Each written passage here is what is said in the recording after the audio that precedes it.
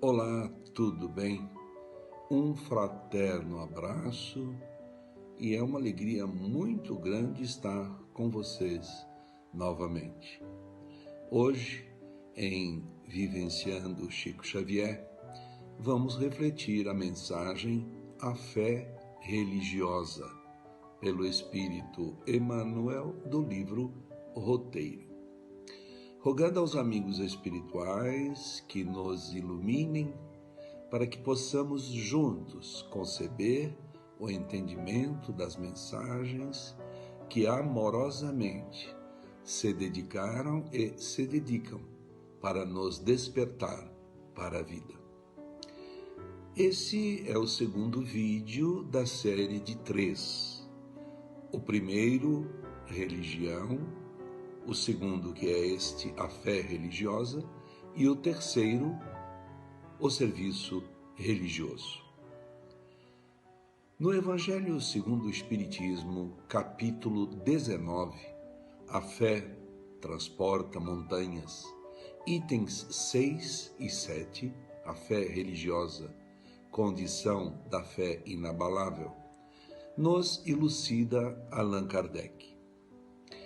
Do ponto de vista religioso, a fé consiste na crença em dogmas especiais que constituem as diferentes religiões. Todas elas têm seus artigos de fé. Sob esse aspecto, pode a fé ser raciocinada ou cega. Nada examinando, a fé cega aceita, sem verificação, assim o verdadeiro como o falso, e a cada passo se choca com a evidência e a razão. Levada ao excesso, produz o fanatismo. Em assentando no erro, cedo ou tarde desmorona. Somente a fé que se baseia na verdade garante o futuro, porque nada tem a temer do progresso das luzes, dado que o que é verdadeiro na obscuridade também o é à luz meridiana. Cada religião pretende ter a posse exclusiva da verdade. Preconizar alguém a fé cega sobre um ponto de crença é confessar-se impotente para demonstrar que está com a razão. Diz-se vulgarmente que a fé não se prescreve, donde resulta alegar muita gente que não lhe cabe a culpa de não ter fé. Sem dúvida. A fé não se prescreve, nem o que ainda mais certo se impõe. Não, ela se adquire e ninguém há que esteja impedido de possuí-la, mesmo entre os mais refratários.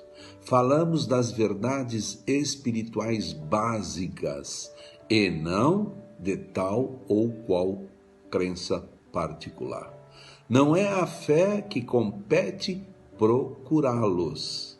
A eles é que cumpre ir-lhe ao encontro e, se a buscarem sinceramente, não deixarão de achá-la. A resistência do incrédulo, devemos convir muitas vezes, provém menos dele do que da maneira por que lhe apresentem as coisas. A fé necessita de uma base que é a inteligência perfeita daquilo em que se deve crer. Base que é a inteligência perfeita daquilo em que se deve crer. E para crer, não basta ver, é preciso, sobretudo, compreender. A fé cega já não é deste século. E aqui tem um adendo muito interessante da editora que nos diz o seguinte: Kardec escreveu essas palavras no século XIX. Hoje, o espírito humano tornou-se ainda mais exigente, a fé cega está abandonada. Reina descrença nas igrejas que a impunham. As massas humanas vivem sem ideal, sem esperança em outra vida e tentam transformar o mundo pela violência. As lutas econômicas engendraram as mais exóticas doutrinas de ação e reação.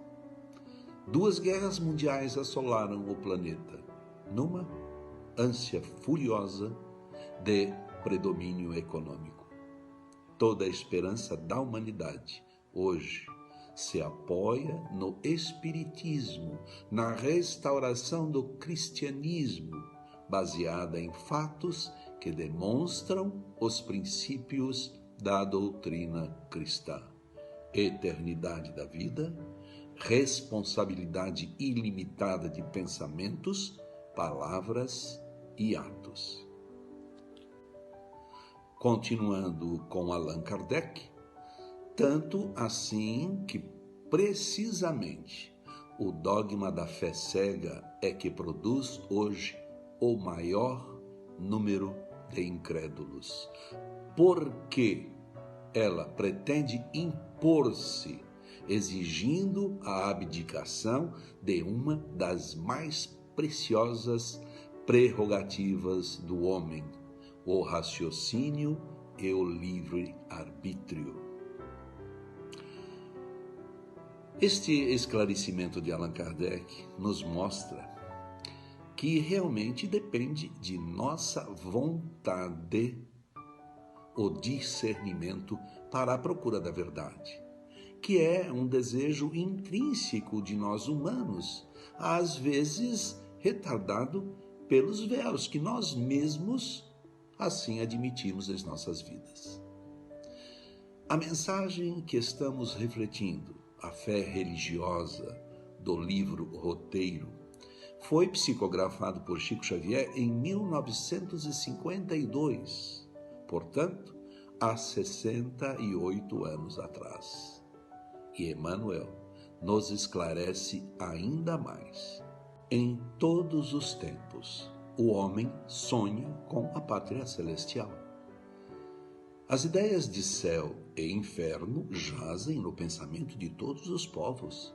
Os indígenas da América admitem o paraíso de caça abundante e danças permanentes com reservas inesgotáveis de fumo. Os esquimós localizavam o Éden nas cavernas adornadas.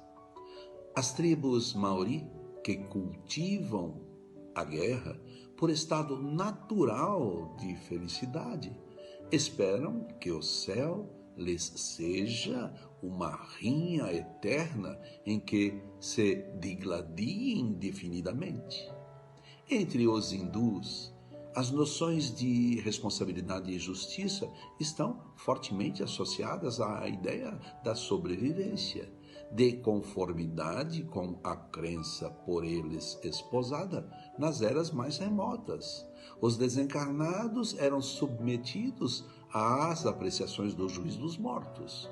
Os bons seriam destinados ao paraíso a fim de se deliciarem ante os coros celestes, e os maus desceriam para os despenhadeiros do império de Veruna, o deus das águas, onde se instalariam em câmaras infernais, algemados uns aos outros por laços vivos de serpentes.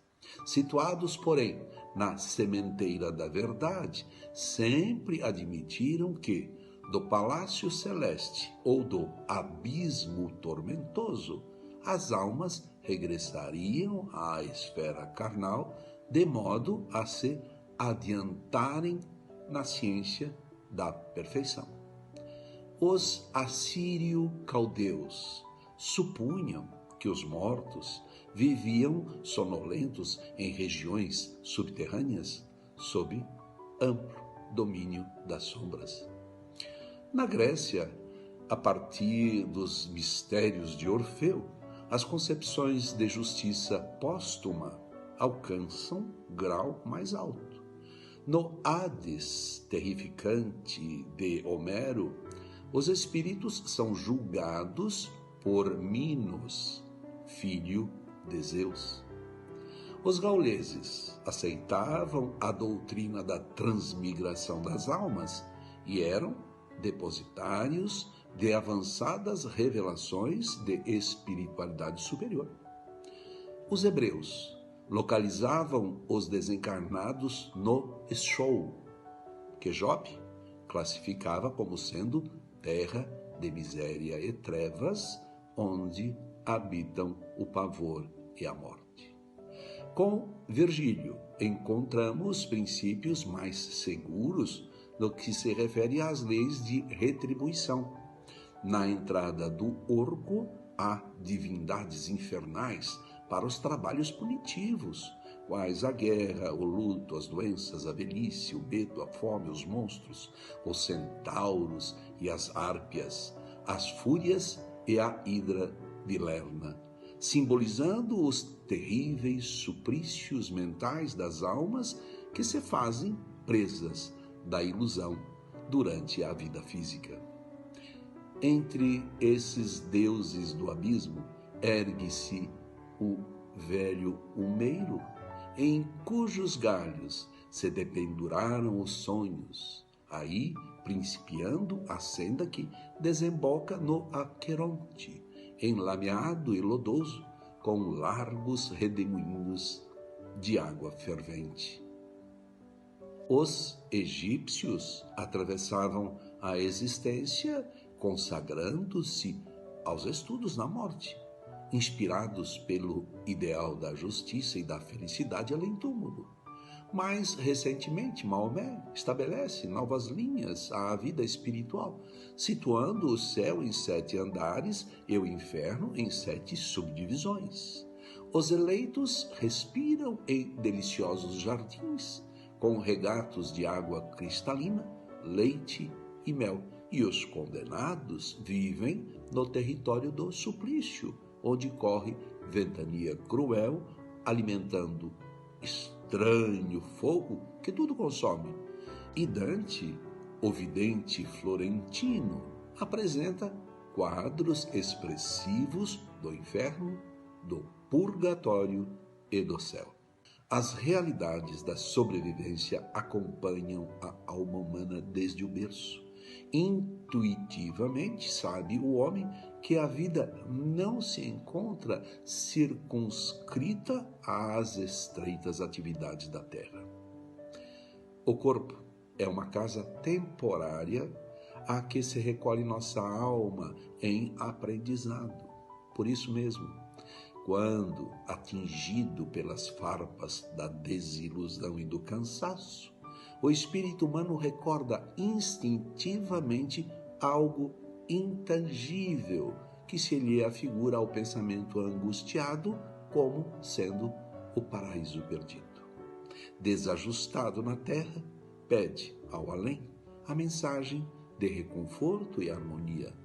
Semelhante momento, porém, é profundamente expressivo no destino de cada alma, porque seu coração que pede é portador de boa vontade, a resposta da vida superior não se faz esperar e um novo caminho se desdobra à frente da alma opressa e fatigada que se volta para o além, cheia de amor, sofrimento e esperança.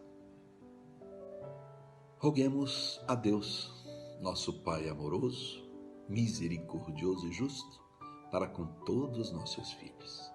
A Jesus, nosso amado irmão, mestre querido e médico de todas as almas. Aos nossos amigos espirituais que amorosamente e pacientemente nos auxiliam nessa nossa caminhada na presente encarnação, para que sejam despertadas as leis de Deus que estão em nossas consciências e tenhamos a vontade de trabalhar pela conscientização dessas leis. Não te detenhas, segue, alma querida. Vara o próprio caminho em sombra e vento, resguarda o coração tranquilo e atento, e enriquece de amor o chão da vida. Não te amargure o temporal violento que invade a terra em fúria desmedida. De esperança em esperança e lida em lida, dissiparás a angústia e o sofrimento.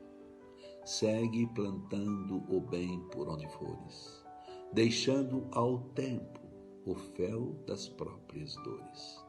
Por mais que a provação te envolva a estrada, além da imensa noite, espessa e fria, Cristo é o divino sol do novo dia, anunciando a nova madrugada.